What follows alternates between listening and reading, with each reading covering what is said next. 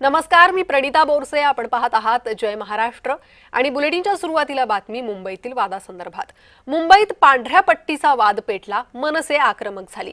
घाटकोपर पाठोपाठ दादरमध्ये जैन गुरुसाठी पांढरी पट्टी मारण्यात आली होती आणि त्यानंतर मनसेनं आक्रमक भूमिका घेतली. मनसेच्या आक्रमक भूमिकेनंतर ह्या पांढरी पट्टी मिटवण्यात आलेली आहे. घाटकोपर त्यानंतर दादरमध्ये असाच प्रकार समोर आला. मनसेनं तीव्र विरोध केल्यानंतर महापालिकेकडून ह्या पांढऱ्या पट्ट्या मिटवण्यात आलेल्या आहेत. आता यावर वेगवेगळ्या प्रतिक्रिया समोर येत आहेत. जैन गुरूंची ही प्रतिक्रिया समोर आलेली आहे. ही दोन दृश्य आपण पाहतोय. पांढरी पट्टी मारली त्यावेळी मनसेनं घेतलेली आक्रमक भूमिका आणि त्यानंतर मनसेच्या भूमिकेमुळे महापालिकेनं ही पांढरी पट्टी मिटवली त्यावेळची दृश्य.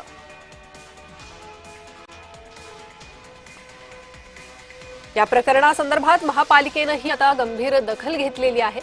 असे प्रकार पुन्हा होता कामा नये असं स्पष्ट केलंय.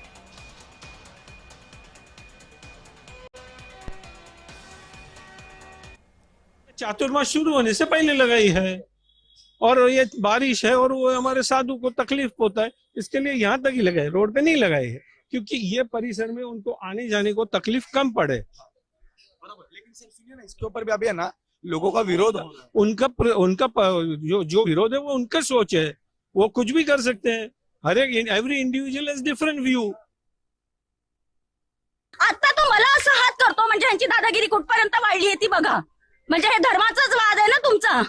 आपण सर्व हिंदू म्हणून जगतो या महाराष्ट्रामध्ये, या देशामध्ये, आणि आता हे धर्माचं जातीचा वाद चालू केलाय. या लोकांनी सुरुवात केली ही. आम्ही महाराष्ट्रीयन लोक खूप शांतपणे राहतो आणि सगळ्यांना आपला पाहुणा म्हणून आम्ही इथे वागणूक दिली. त्याचा आता आम्हाला त्रास होतो या सगळ्यांचा आणि हे कुठेतरी आता थांबलं पाहिजे. आणि आम्ही तर बोलणारच, आम्ही प्रत्येक गोष्टीला आवाज उठवणार. इथे पार्किंगचा पण खूप इश्यू होतो. पार्किंग टर्नवर ऐका, पार्किंग टर्नवर करतात आणि पार्किंग त्या बाजूला सुद्धा मुद्दामून ठेवतात. आता इकडचे बरेचसे ओल्ड एजेड माणसं इथून जाणार ना, तिथे टर्नवर ते लोक पार्किंग करतात.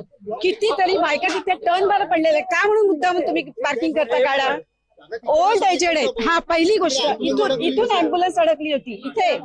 किती वेळा आम्ही कंप्लेंट केले. ते संदेश भोसले यांची मुलगी ऍडव्होकेट आहे, तिने केसेस केलेले आहेत. आणि आता तुम्ही आलात म्हणून सकाळी 5:30 वाजता आलाय ना, का इकडे रस्त्यावर युरिन टाकत असतात त्या बायका. यांच्यासाठी या बिल्डिंग वाल्यांनी एक वेगळी स्पेशल रूम गेलेली आहे पाठी. तिकडे ते राहतात, तिकडे हे करतात. तिकडे बेसिन असून सुद्धा त्या इकडे ते त्यांचे कपडे भांडी सगळे धुवायचं पाणी घेऊन येणार आणि इथे टाकणार, नाही तर रस्त्यात टाकणार. किती वर्षांपासून सुरू आहे हे 6 ते 7 वर्षापासून चालू आहे. दरम्यान मनसेच्या इशाऱ्यानंतर ही पांढरी पट्टी मिटवण्यात आलेली आहे आणि त्यानंतर मनसे नेते संदीप देशपांडे यांनी ही प्रतिक्रिया दिली. ही जी काय दादागिरी आहे ना, ही आम्ही मोडून काढणार म्हणजे काढणार. ही आतली फालतूगिरी खपवून घेणार नाही. हे करायचे तुमच्या राज्यात जाऊन करा, इथे नाही चालणार. हे महापालिकेचे रस्ते आहेत, पब्लिकचे रस्ते आहेत. तुमच्या बापाचे रस्ते नाहीत की तुम्ही येऊन काय वाटेल ते कराल इथे. रस्त्यावर जेव्हा नमाज पडता आपण विरोध करतो ना, त्याला का करतो? कारण रस्ता पब्लिकचा आहे. तुमचा धर्म तुमच्या घरात ठेवा, रस्त्यावर नाही आणायचा. तुम्ही मान्य हिंदू हृदय बाळासाहेबांचे तुम्ही शिवसैनिक आहेत, तर तुमचं माझं म्हणणं असं आहे की तुम्ही आज जैन सोसायटीमध्ये तुम्ही पांढऱ्या पट्ट्याला तुम्हाला दिक्कत आहे, तो भिंडी बाजार, मुंब्रा आणि पायदुनीमध्ये जा. ईदच्या समय आणि तिथं नमाज पडतात, पुरा रोड ब्लॉक करतात, पुरं पांढरं होतात. तिथं तुम्ही काळा किनारा कधी जाणार, हा प्रश्न आहे. मी जैन समाजाला नम्र निवेदन करतो की तुम्ही शांतता राखा आणि शांतीने यांच्याशी विरोध करू नका. समय और वक्त आने पर इनको जवाब हम सब मिलकर देंगे. तर या संदर्भात किशोरी पेडणेकर यांनी काय प्रतिक्रिया दिली आहे ऐकूयात.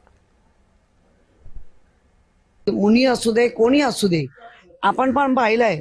आपले जर संत गाडगे हे त्या ट्रेननी प्रवास करायचे संत होते ना, संत गाडगे महाराज.